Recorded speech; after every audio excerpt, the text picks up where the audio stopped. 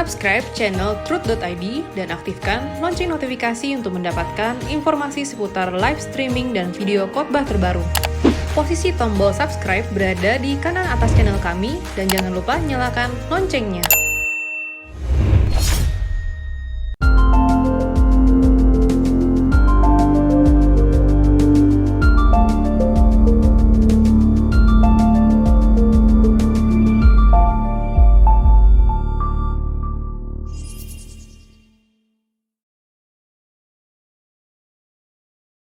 Shalom Bapak Ibu Saudara yang dikasihi oleh Tuhan. Kembali kita mau bersyukur kepada Tuhan yang telah mengizinkan kita untuk berkumpul di sini dan kita boleh ada sebagaimana kita ada saat ini.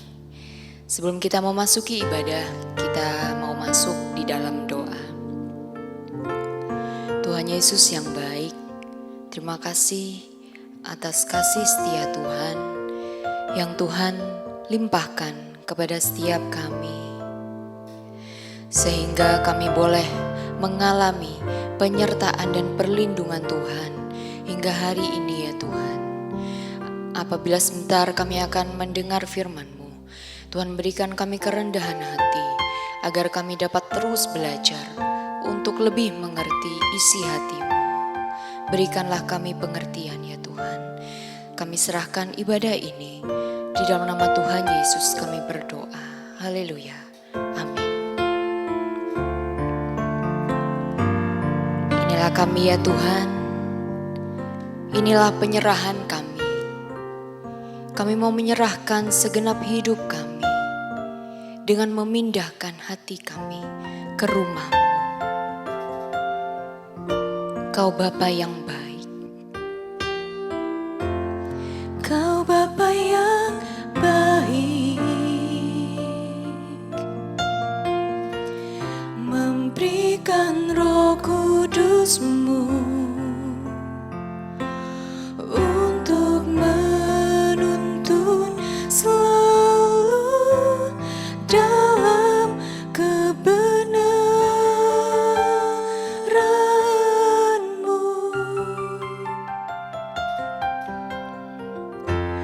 Kau Bapa yang setia,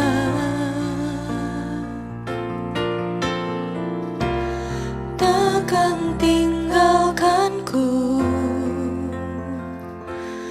mengajarku selalu sampai sempurna.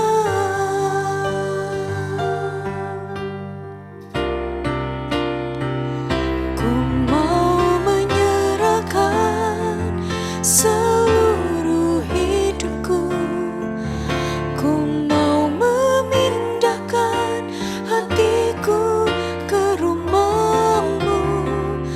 Takkan ada lagi harapan dalam hidupku selain Engkau, Yesus.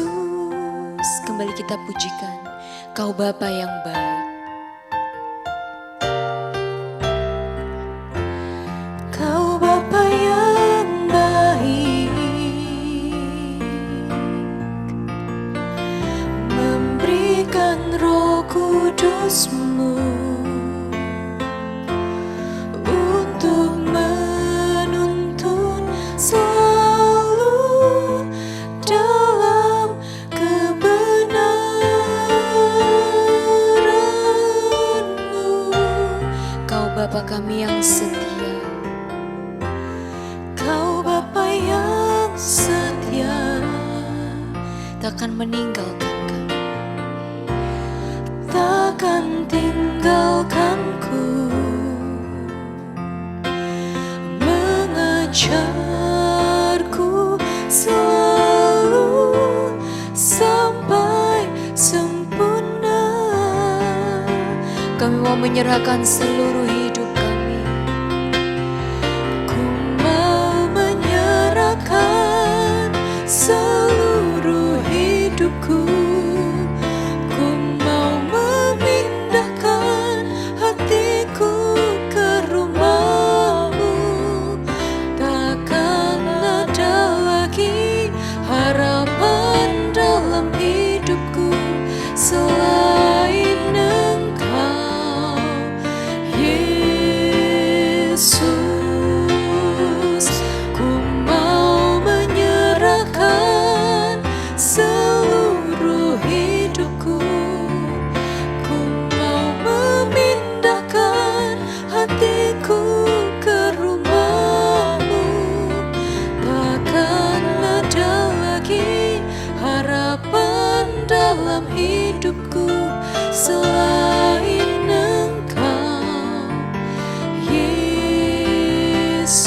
dengan tulus kita sampaikan, ku mau menyerahkan seluruh hidupku.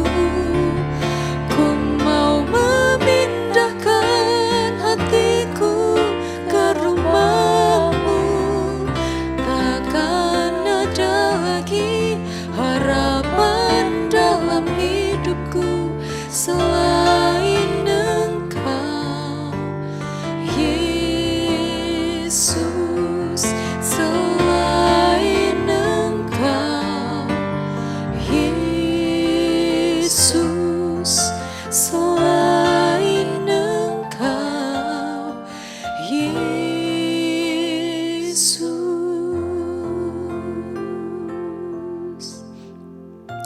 Engkaulah harapan kami satu-satunya. Oleh sebab itu Tuhan, kami memohon kepadamu untuk menyelidiki setiap hati kami, karena kami rindu Engkau dapati berkenan di hadapan-Mu sampai di surga nanti. Tuhan menyelidiki jalan hidupku. Bersama kita angkat pujian ini.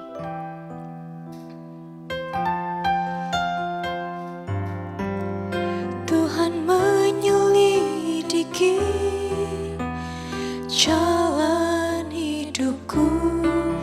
Dia tahu bila ku duduk atau berdiri. Dia mengerti dengan sempurna pikiran dan isi hatiku.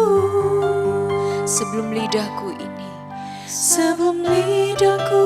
ini mengucapkan kata, sesungguhnya semuanya telah Kau ketahui. Dari belakang dan dari depan, Kau kurung segenap hidupku. Kini ku buka hatiku, kini ku buka hatiku. Selidikilah dan kenali aku. Ku sedia Kau periksa selalu. Adakah jalan hidupku serong? Tuhanku, tuntun aku, bawaku sampai ke surga. Dengan segenap hati kita mohon kepada Tuhan untuk menyelidiki jalan hidupku. Bersama kita naikkan. Tuhan menyelidiki jalan hidupku. Dia tahu bila ku duduk atau berdiri. Dia mengerti dengan sempurna pikiran dan isi hatiku. Sebelum kami mengucapkan kata, sebelum lidahku ini mengucapkan kata, sesungguhnya semuanya telah Kau ketahui. Dari belakang dan dari depan, Kau kurung segenap hidupku. Kini ku buka hatiku. Selidikilah dan kenali aku. Ku sedia Kau periksa selalu. Adakah jalan hidupku serong.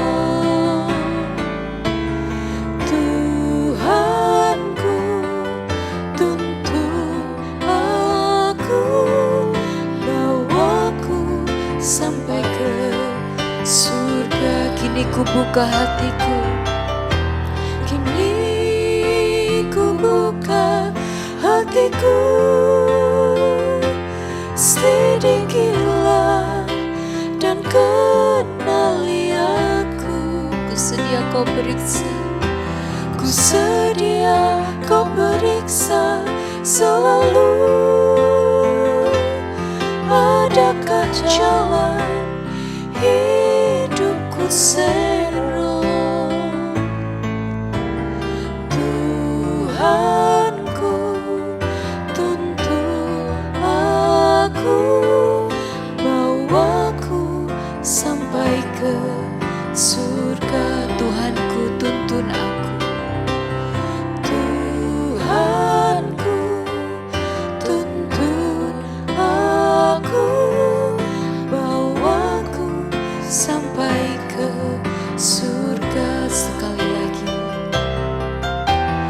Tuhanku, tuntun aku, bawaku sampai ke surga.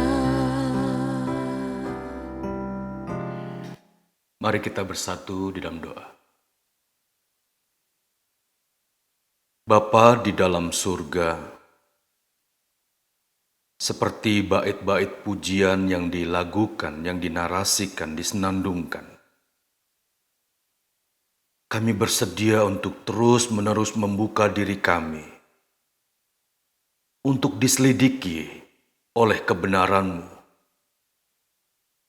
Dan kami juga diberi keberanian untuk mengoreksi, memperbaiki laku langkah kami, agar kami diperkenan untuk masuk ke dalam kerajaan surga, menjadi sosok manusia di mana Tuhan berkenan atasnya. Kami serahkan pemberitaan firman-Mu ke depan. Tuhan kiranya menganugerahkan perkataan-Mu dalam mulut hamba-Mu ini, agar apa yang diperkatakan adalah dari Tuhan sendiri, agar kami semua yang mendengar pun termasuk pembicara diberkati dengan kebenaran firman-Mu. Di dalam nama Tuhan Yesus, kami berdoa dan mengucap syukur. Amin. Bapak, Ibu, Saudara sekalian,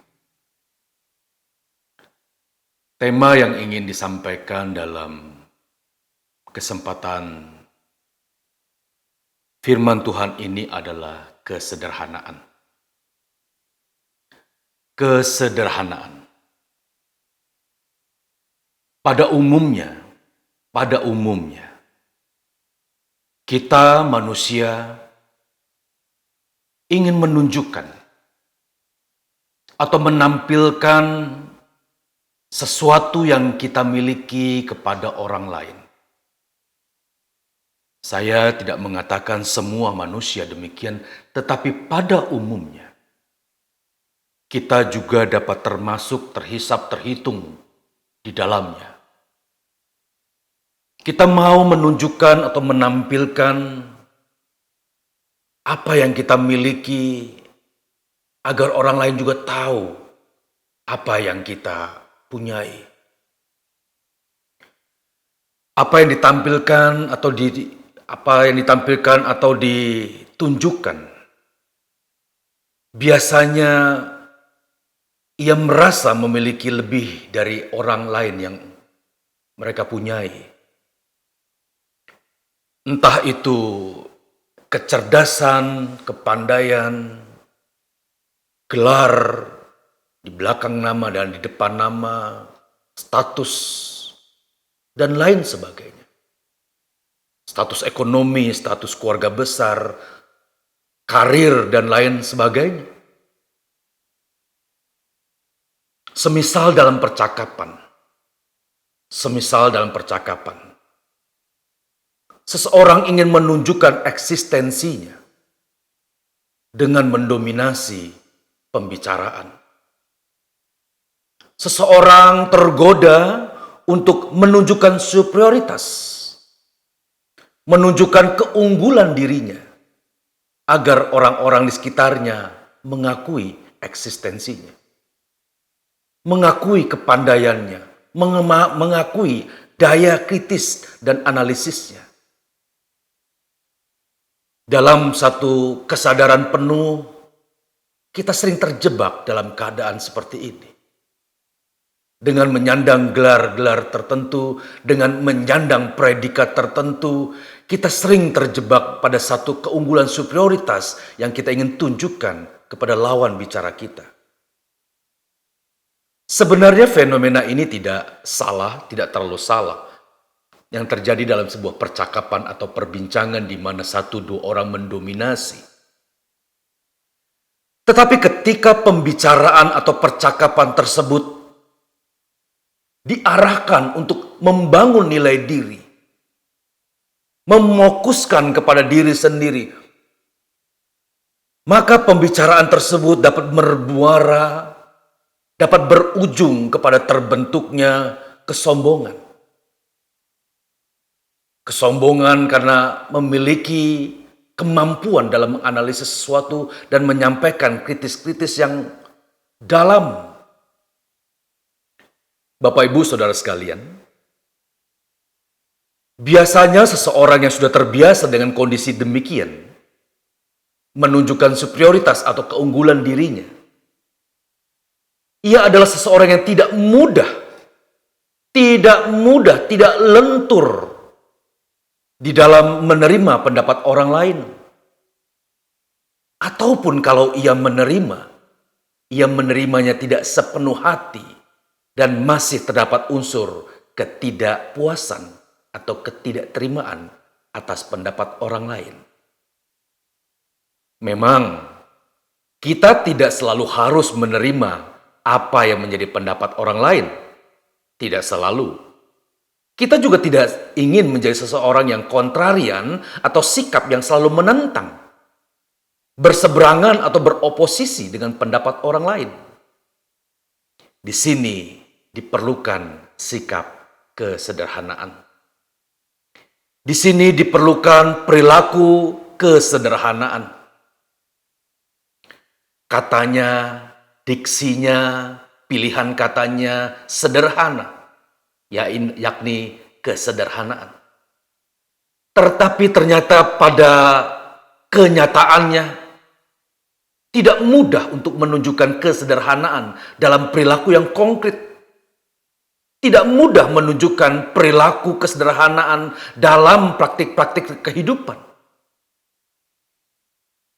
Ketika seseorang mendapat kritik, bahkan dipersalahkan, ia tidak seraya membalas dengan menyampaikan kritik dengan tendensi menunjukkan kesalahan atas orang yang mengkritiknya. Kesederhanaan membutuhkan satu perjuangan hebat untuk menundukkan diri sendiri. Dengan sikap dan perilaku yang sederhana, seseorang cenderung diam. Saya katakan kalimat ini baik sekali, cenderung, tidak selalu diam, tetapi cenderung diam dan menerima sikap orang lain terhadap dirinya demi menghindari debat kusir yang dapat berujung kepada pertengkaran dan pertentangan yang semakin dalam. Dalam kesederhanaan orang demikian siap menerima konsekuensi, siap menerima dampak atas kecenderungan sikap diamnya sebagai pribadi yang notabene disampaikan kalah, dikatakan kalah. Namun ada kalanya kecenderungan orang diam, tetapi di dalam hatinya masih menyimpan kesalahan orang lain. Ini bukan diam namanya. Diam mulutnya, hatinya belum tentu. Disinilah kita dapat memeriksa keadaan diri kita. Apakah kita benar-benar sudah dalam diam, dalam kesederhanaan, atau kita diam karena kita masih menyimpan kesalahan orang lain? Hati dan pikiran kita tidak dapat menerima perkataan orang lain, kritikan orang lain, masukan orang lain, dan cenderung merendahkan orang lain. Bapak, Ibu, Saudara sekalian, kesombongan dan keangkuhan yang dibalut dalam sikap diam itu malah jauh lebih berbahaya. Saya ulangi kembali kalimat ini. Kesombongan dan keangkuhan yang dibalut dalam sikap diam itu malah jauh lebih berbahaya. Di mana berbahayanya? Ia menyimpannya dalam-dalam. Memang tidak keluar dari lidah mulutnya, tapi hatinya sudah menyimpan kemarahan, dendam, marah, dan lain sebagainya. Jangan sampai kita dikategorikan seperti hentakan Tuhan Yesus kepada orang-orang banyak. Jangan sampai engkau seperti kuburan yang dilabur putih, tetapi dalamnya penuh dengan tulang belulang. Jangan sampai kita nampak indah di mata orang lain, berlaku sesantun-santunnya di depan orang lain, tapi hati kita siapa yang tahu? Disinilah diperlukan kesederhanaan, di mana perkataan, pikiran, dan perasaan orang pun harus sama, linier, tidak ada simpangan lain. Sekali lagi, kesombongan dan keangkuhan yang dibalut dalam sikap diam itu malah jauh lebih berbahaya, karena tinggal menunggu saja bom waktu akan meledak. Bapak, Ibu, Saudara sekalian, kecenderungan diam ini benar-benar dengan tulus menerima perlakuan orang lain terhadap dirinya. Kita mampu memahami perkataan orang lain, keadaan orang lain dengan sikap yang tulus. Sikap tulus itu dapat menerima cara berpikir orang terhadap satu fenomena.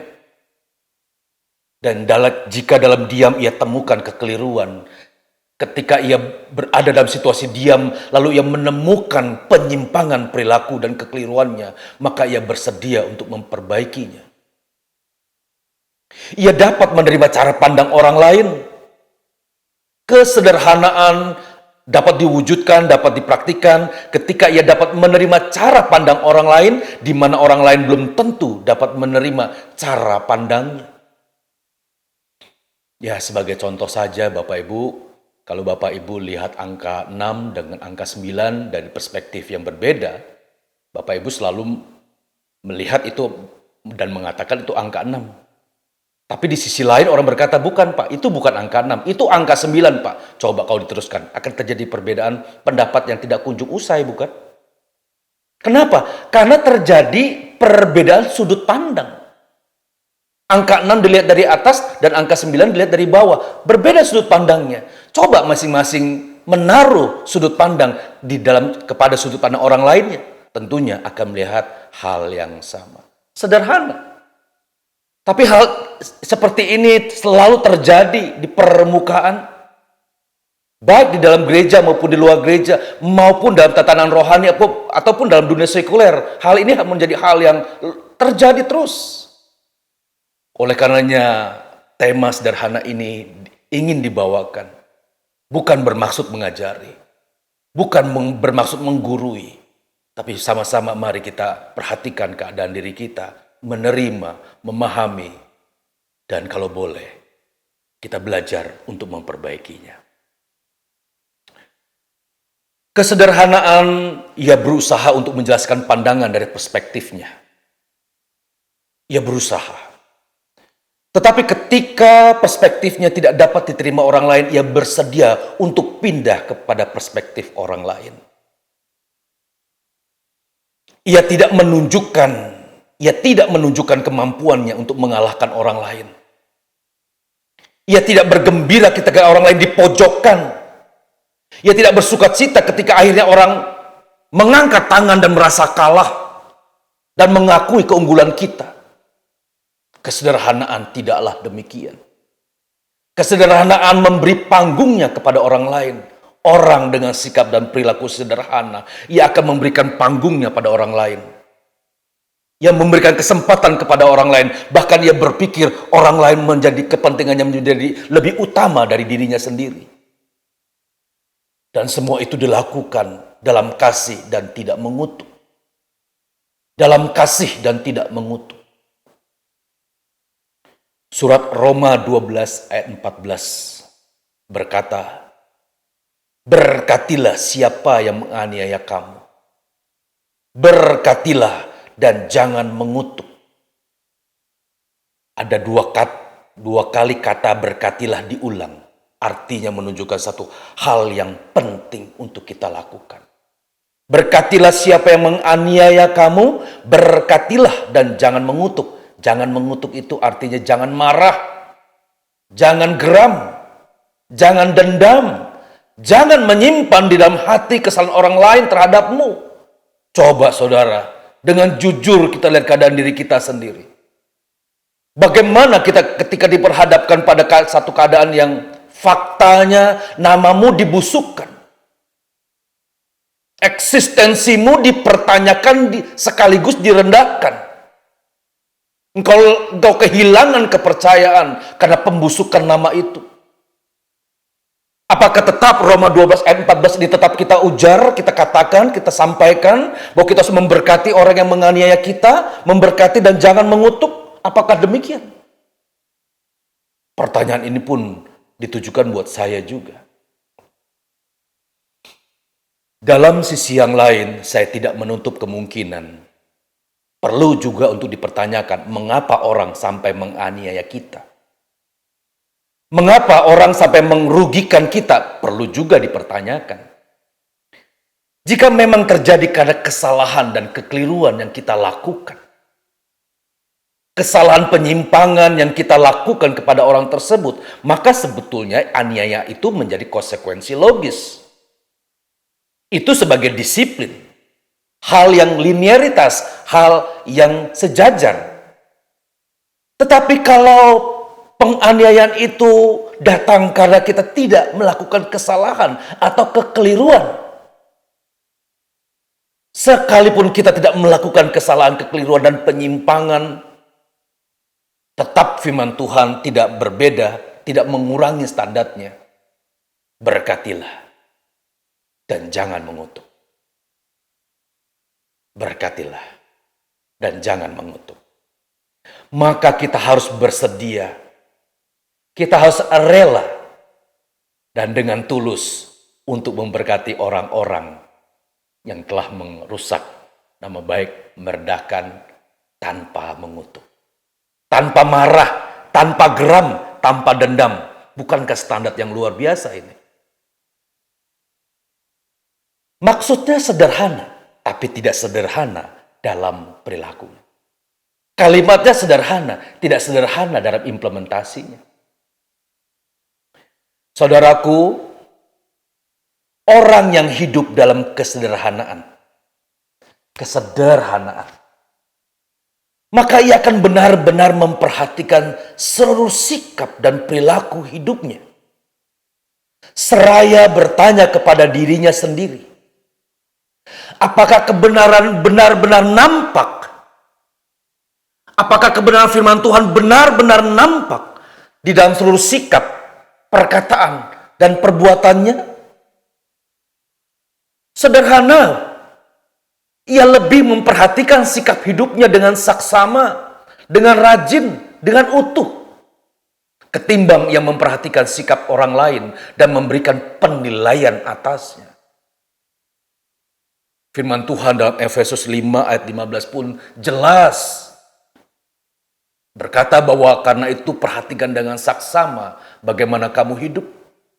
Janganlah seperti orang bebal, tetapi seperti orang arif. Bapak Ibu, memperhatikan hidup dengan saksama ini bukan hanya memperhatikan tampak luarnya saja. Memperhatikan tampak luar yang terlihat ini. Tetapi memperhatikan hidup dengan saksama itu dengan jujur, dengan terbuka, dengan rajin, dengan utuh itu sikap hidup sampai di kedalaman hati. Orang bilang rambut boleh sama hitam. Tapi hati orang siapa yang tahu? Namun sayang, Tuhan tahu isi hati kita. Tuhan tahu sampai kedalaman benak hatimu, pikiranku. Makanya Tuhan tidak terlalu memberikan penilaian atas kuburan yang dilabur putih. Tetapi Tuhan melihat sampai di kedalaman di balik kuburan itu. Dan kitalah sebagai pelaku-pelaku utamanya. Kitalah yang paling tahu ada apa di balik hati dan pikiran ini. Di belakang jubah kependetaan kita. Di belakang jubah kekristenan kita. Di belakang jubah kata orang kerohanian kita. Bunyi ayat Alkitab yang tidak sekedar menjadi ayat favorit dan ayat hafalan dalam Efesus 5 ayat 15 tadi. Tetapi benar-benar kita melaksanakan, memperhatikan hidup kita dengan saksama. Benar-benar terimplementasikan, terpraktikkan, dan terwujud nyatakan dalam seluruh rangkaian hidup kita. Ini perjuangan kita masing-masing, Bapak Ibu, Saudara sekalian. Ini perjuangan kita masing-masing. Orang yang sederhana akan merasa terganggu. Orang dalam kesederhanaan akan merasa terganggu jika ia mendapati perkataan, perbuatan, dan isi pikirannya tidak seperti yang kebenaran cerminkan. Sekalipun seseorang dipuja-puja, tapi kalau dia menengok di kedalaman hatinya masih banyak hal yang harus diperbaiki, maka ia tidak ujuk-ujuk menampilkan dirinya. Menampilkan statusnya. Karena ketika melihat di kedalaman, ternyata masih banyak yang harus diperbaiki. Dalam diam, dia mengoreksi. Dalam diam, ia berusaha menemukan penyimpangan-penyimpangan itu. Dan berusaha memperbaikinya. Ia terus memperhatikan dirinya sendiri. Dan jika ditemukan ketidakbenaran dalam perkataan, ketidakbenaran dalam perbuatan, penyimpangan dalam pikiran, maka ia sendiri yang harus berurusan dengan Allah semesta alam. Ngeri sekali ketika orang menampilkan sebaik-baiknya hidup di hadapan orang, tapi di kedalamannya busuk luar biasa. Keadaan ini sungguh sangat membahayakan. Jangan sampai kita didapati dalam fenomena hidup demikian, Bapak Ibu. Saya juga memperhatikan dan seraya takut, khawatir. Kalau saya tidak secara terbuka terhadap diri saya sendiri untuk menemukan keganjilan yang saya merasa biasa saja. Orang sombong itu tidak merasa dirinya sombong. Coba kalau ia dinasihati, dia tidak mudah menerima kesalahan orang lain, pernyataan orang lain, nasihat orang lain. Orang yang pemarah itu, kalau dinasihati, dia nggak sadar, dia nggak terima dirinya pemarah. Tidak. Itulah orang yang tidak mengenal diri. Bagaimana ia dapat memperhatikan dirinya sendiri? Pada manakala ia selalu memperhatikan perilaku orang lain, serta menganggap diri lebih daripada orang lain. Senantiasa memperbaiki menjadi kata yang penting. Memperhatikan hidupmu dengan saksama menjadi kata yang penting. Karena kita harus selalu dan terus menempatkan diri untuk bertobat dari perilaku kita yang jauh dari kebenaran. Jujur saudara, dalam kedalaman hati dan kerendahan, kita masih banyak menemukan penyimpangan-penyimpangan. Masih banyak. Dan itu menjadi PR kita sebelum kita tutup mata untuk memperbaikinya. Sederhana dan tidak perlu berpikir terlalu rumit. Sehingga kita tidak kenal diri sendiri. Jangankan memahami dan menerima orang lain dengan seluruh keberadaannya. Manakala ia sendiri saja tidak mengenal dirinya secara utuh. Bukankah ini dalam keadaan berbahaya? Bukankah ini kondisi yang berbahaya untuk orang tersebut? Oleh karenanya firman Tuhan menyampaikan poin per poin dengan kebenaran yang disampaikan agar kita belajar. Bapak Ibu belajar, saya belajar, kita semua harus menundukkan diri, belajar untuk melihat keadaan diri sendiri. Kesederhanaan dalam berpikir akan berdampak kepada kesederhanaan dalam perkataan dan perbuatan. Ini kalimat penting juga. Kesederhanaan dalam berpikir akan nampak nyata kesederhanaannya dalam perkataan dan perbuatan. Jadi perkataan dan perbuatan manusia sebetulnya dimonitor penuh di dalam pikirannya. Pikiran merupakan panglima, pikiran merupakan nakoda di dalam seseorang berkata dan perbuatan. Perkataan dan perbuatan seseorang dikuasai, diatur oleh pikirannya. Bapak Ibu mungkin tidak dapat atau kurang dapat menerima pernyataan saya secara utuh yang saya sampaikan, dan hal tersebut hal yang biasa saja. Namun tidak perlu dipertentangkan apalagi sampai menimbulkan pertengkaran. Ya. Namun kita ingin belajar dari sosok Tuhan Yesus Kristus. Sosok yang telah menunjukkan perilaku dalam kesederhanaan. Mari kita jadikan kehidupan Tuhan Yesus menjadi standar kita satu-satunya dalam melanjutkan hidup kita ke depan. Sekali lagi mari kita belajar dari sosok Tuhan Yesus Kristus yang telah menunjukkan perilaku dalam kesederhanaan. Tuhan Yesus yang selalu menunjukkan diri di bawah dominasi Allah Bapa. Perhatikan bahwa Tuhan Yesus selalu menunjukkan diri berada di bawah dominasi Allah Bapa. Biarlah kehendakmu yang jadi Bapa, bukan kehendakku, tetapi kehendakmu. Kalimat-kalimat ini bertabur di Perjanjian Baru, khususnya kitab-kitab Injil sinoptik. Ya. Tuhan Yesus selalu menempatkan diri di bawah dominasi Allah Bapa. Bahkan dalam proyek penyelamatan manusia, Tuhan Yesus tidak menganggap kesetaraan dengan Allah sebagai milik yang harus dipertahankan. Perhatikan saudaraku. Nilai apa yang kau miliki sehingga kau mempertahankan nilaimu itu? Predikat apa yang kau miliki sehingga kau mempertahankan predikat itu? Jelas dengan standarnya Tuhan Yesus tidak menganggap kesetaraan dengan Allah sebagai milik yang harus dipertahankan demi penyelamatan manusia. Sama dengan perilaku kita. Kita rela untuk tidak memiliki predikat yang kita punyai agar orang lain dapat diselamatkan. Tuhan juga rela mengosongkan diri.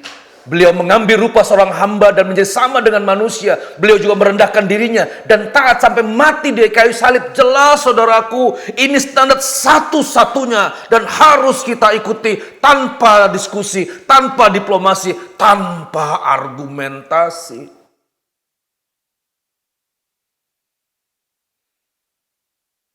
Pada saat Tuhan Yesus mengenakan tubuh daging, Tuhan Yesus telah mengajarkan banyak hal. Dan ia juga menjadi pelaku atas apa yang diajarkan. Kalimat itu tertumbuk pada si pembicaranya. Jangan sampai ia pandai menyampaikan narasi-narasi khotbah tentang banyak kebenaran. Tetapi ia didapati sendiri mengabaikan, membelakangi kebenaran itu. Betapa berbahayanya situasi demikian. Telah berapa lama waktu kita telah menjadi orang Kristen yang tahu banyak kebenaran. Namun apakah kita dengan sederhana berkata, aku telah menjadi pendengar sekaligus pelaku atas apa yang aku dengar? Namun kadang-kadang demi harga diri, demi citra yang kita miliki, banyak kebenaran firman Tuhan kita belakangi. Kita lebih banyak mengedepankan perasaan kita daripada mengedepankan perasaan Tuhan. Perasaan Tuhan hanya dilakukan dalam bait-bait pujian. Perasaan Tuhan sering disenandungkan dalam kalimat-kalimat pujian dan penyembahan. Tetapi tidak sedikit kalimat-kalimat itu berhenti di area lagu dan pujian, dan jauh dari kenyataan. Kiranya melalui firman Tuhan ini kita selalu diingatkan Tuhan telah mengajarkan, Tuhan pula yang telah menunjukkan perilaku kesederhanaan itu. Dan kita harus copy paste, Bapak Ibu. Kita harus copy paste perilaku Tuhan tanpa argumentasi. Kalau Tuhan katakan berkatilah dan jangan mengutuk, tidak perlu diskusi panjang-panjang. Berkatilah dan jangan mengutuk. Ketika Tuhan berkata kasihilah musuhmu, tanpa diplomasi panjang-panjang, tanpa argumentasi, mari kita kasihi. Kita sedang memainkan peran Tuhan yang hidup, yang pernah hidup dalam tubuh daging ini. Tuhan Yesus menjadi pelaku atas apa yang Ia sampaikan. Isi pikiran Tuhan Yesus sederhana. Ia mendengar dari Bapa, Ia mengajarkan kepada pengikutnya, dan Ia sendiri memastikan diri. Ia sendiri memastikan diri untuk memenuhi apa yang telah Ia dengar serta ajarkan. Sederhananya demikian. Sederhananya demikian ketika kita mendengar firman Tuhan lewat telinga ini, diproses oleh pikiran ini. Sederhananya, mari dengan kerendahan hati, dengan kesederhanaan kita lakukan. Kita lakukan. Bapak Ibu, ada pertanyaan. Lalu bagaimana untuk memiliki kesederhanaan dalam pikiran? Kesederhanaan dalam pikiran yang berdampak kepada perkataan dan perbuatan kita. Jadi Bapak Ibu, untuk melihat sederhananya orang dalam perkataan, itu mencerminkan sederhananya di dalam pikiran. Nggak ngejelimet, nggak rumit. Sederhana saja. Pokoknya firman Tuhan bicara apa, firman Tuhan berkata apa, lakukan. Memang tidak mudah kita langsung menjadi pelaku melakukan kebenaran tersebut. Tetapi kalau kita mau dengan niat yang tulus, kita pasti dapat memenuhinya. Lalu bagaimana untuk memiliki kesederhanaan? Saya mencatatnya ada 3 hal. Pertama, di atas langit masih ada langit.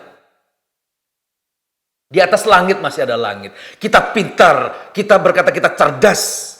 Percayalah, masih terdapat banyak orang yang jauh lebih pintar dan jauh lebih cerdas dari kita.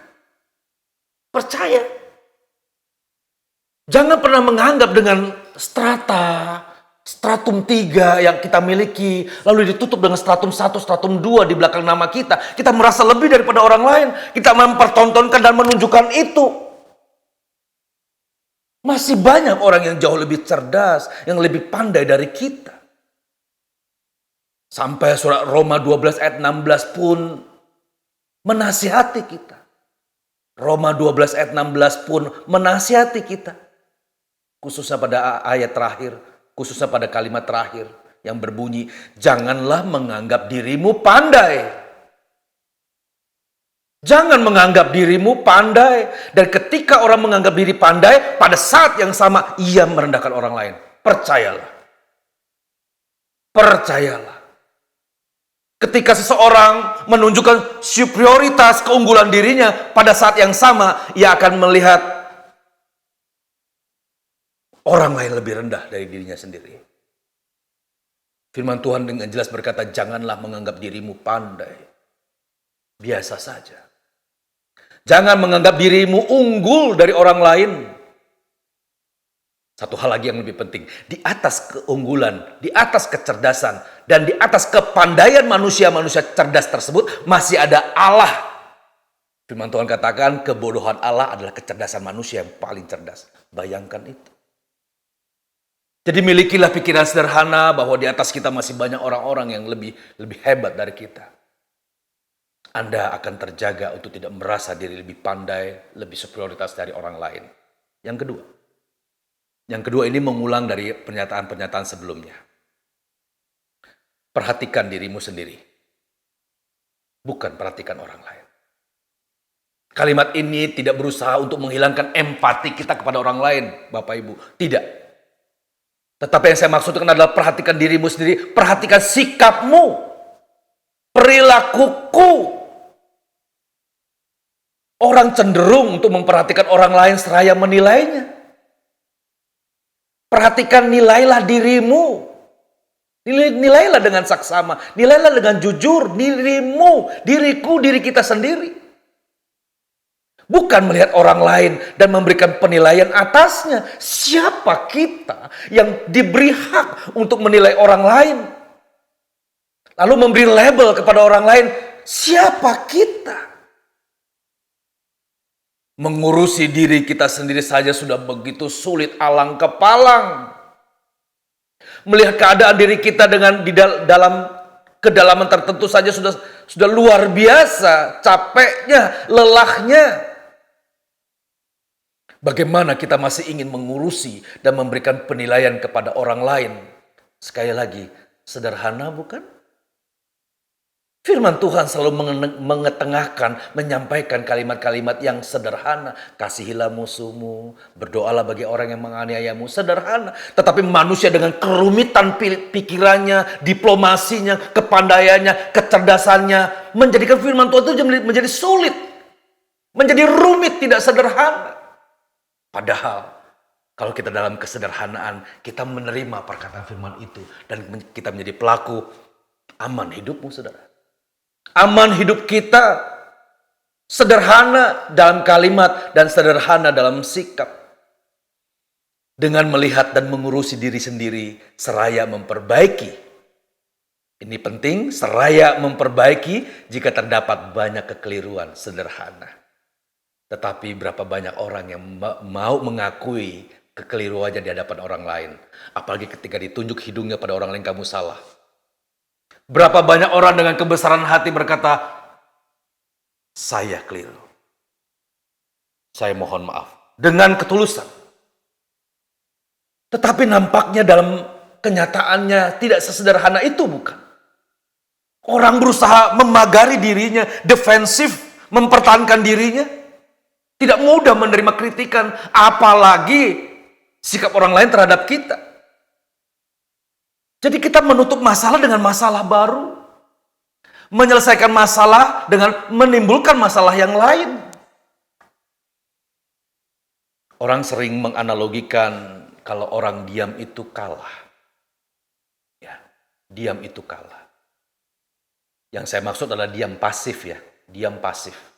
Tetapi yang saya maksudkan di sini adalah sebaiknya kita menjadi diam dalam arti diam aktif. Artinya kita diam, tidak merespon apa yang menjadi kritikan orang lain, seraya memperhatikan dan mengkritisi atau otokritik terhadap diri kita sendiri. Sikap demikian akan menghindarkan kita dari adanya pertentangan dan konflik dengan orang lain. Pada sisi yang lain, hidup kita menjadi surat yang terbuka. Hidup kita menjadi bacaan yang bisa dibaca oleh banyak orang. Khotbah yang kuat adalah melalui perilaku hidup kita yang orang dapat menemukan Tuhan di dalamnya. Menemukan Tuhan lewat kalimat-kalimat perkataanmu. Menemukan Tuhan dalam setiap sikap hidupmu. Dan lebih penting lagi, menemukan Tuhan dalam setiap isi kedalaman pikiran kita. Untuk bagian ini, orang lain tidak bisa mengintervensi. Ini benar-benar urusan kita pribadi kepada Tuhan. Kalau dalam perkataan perbuatan, orang lain mungkin bisa melihat. Tapi siapa yang bisa melihat isi hatimu? Sekali lagi, pada sisi ini, hidup kita menjadi surat yang terbuka. Orang lain dapat melihat, apakah engkau benar-benar anak Allah atau anak-anak Allah fantasi atau anak-anak Allah fata morganis. Anak-anak Allah dalam status, bukan anak-anak Allah dalam arti kata keberadaan. Sekali lagi, peragaan hidup kita akan menunjukkan kesederhanaan pikiran kita. Sehingga dalam kesederhanaan nama Tuhan dimuliakan. Bagaimana kita dapat hidup sederhana? Masuk poin ketiga. Ini bagian terakhir. Tenang dan teduhlah dalam menghadapi setiap permasalahan. Bapak Ibu, tidak ada masalah yang tidak ada jalan keluar. Kalaupun buntu, walaupun kita harus hancur, biarlah kita buntu dan hancur di tangan Tuhan. Tapi tetap tenang dan teduhlah hati kita dalam menghadapi hal-hal demikian. Ketenangan dan keteduhan akan meningkatkan logika kita dalam berpikir secara optimal. orang yang tidak tenang hidupnya tidak akan dapat menemukan Tuhan. Justru kualitas dan tingkat ketenangan serta keteduhan seseorang akan diuji pada saat ia berhadapan dengan badai permasalahan yang kuat dan siap menenggelamkan hidupnya. Jadi untuk mengetahui apakah engkau tenang dan teduh, mudah. Berikan beberapa percobaan untuk melihat, menilai kualitas, tingkat, dan keteduhan hati seseorang. Bapak Ibu, jika kita sendiri yang menyebabkan gemuruhnya badai permasalahan, nah saya mesti jujur Bapak Ibu. Tuhan pasti menyertai kita orang-orang percaya begitu berhadapan dengan masalah. Tapi sisi ini nggak boleh dilupakan. Jika kita sendiri yang menyebabkan gemuruhnya badai permasalahan itu terjadi dalam hidup kita, maka teduhlah dan rendah hatilah untuk menerima disiplin Tuhan itu.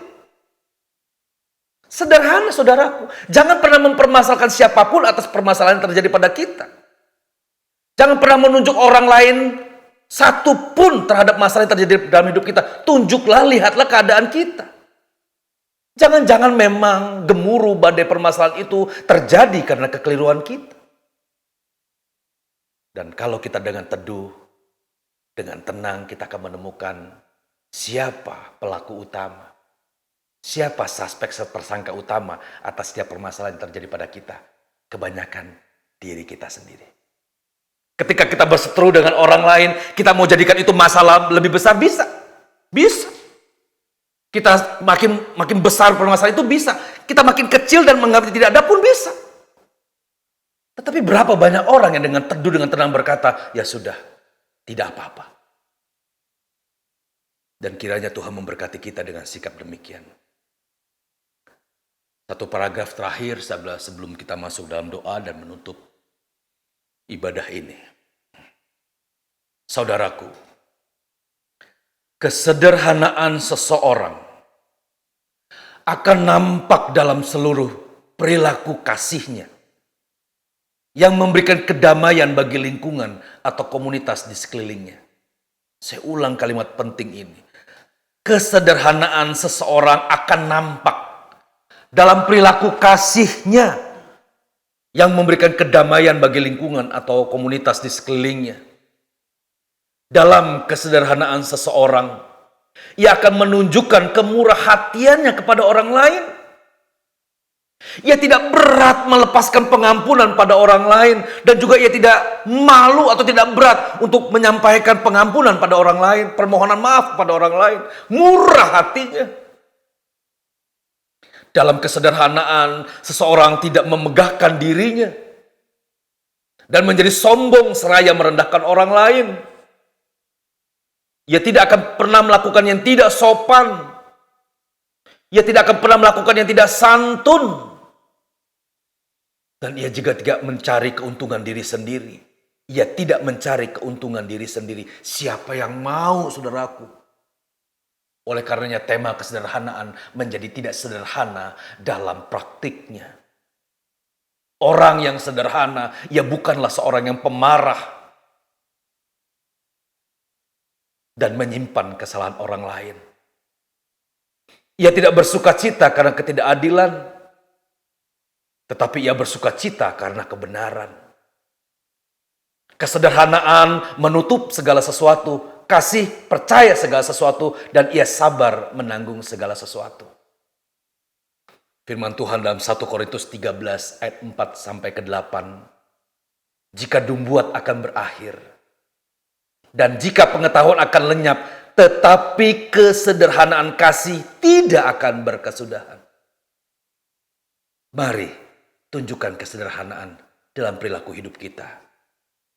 Oleh karena itu, saudaraku, hiduplah dalam kasih, tanpa diplomasi dan argumentasi. Lakukanlah dalam kesederhanaan, dalam setiap rangkaian perilaku hidup kita. Maka Tuhan akan memperhitungkan hal itu sebagai suatu kebenaran. Selamat berjuang. Tuhan Yesus memberkati. Amin. Mari kita tutup dalam doa. Bapa di dalam surga, Kami telah banyak memperkatakan kebenaran-kebenaran firman Tuhan. Kami telah banyak memperkatakan kebenaran firman-Mu. Saatnya lah kami harus bertanggung jawab atas apa yang kami dengar dan perkataan. Saatnya lah kami harus mewujudkan apa yang kami dengar dan perkatakan. Agar kami tidak dikategorikan memiliki iman yang kosong. Iman yang tidak ada isi. Kosong makna, kosong isi. Tetapi biarlah dalam kesederhanaan dan kerendah hatian, kebenaran firman Tuhan, kami berusaha untuk melakukannya di tengah-tengah keadaan diri kami yang masih terus salah dalam keadaan salah. Kami berusaha untuk menguasai diri, agar kami utuh, kami rajin untuk memperhatikan keadaan diri, dan jika menemukan banyak penyimpangan, kami berusaha untuk memperbaikinya. Kiranya kesederhanaan menjadi warna hidup kami, sampai kami tutup mata. Nama Tuhan dipuji, nama Tuhan dimuliakan. Di dalam nama Tuhan Yesus, kami berdoa dan mengucap syukur. Amin.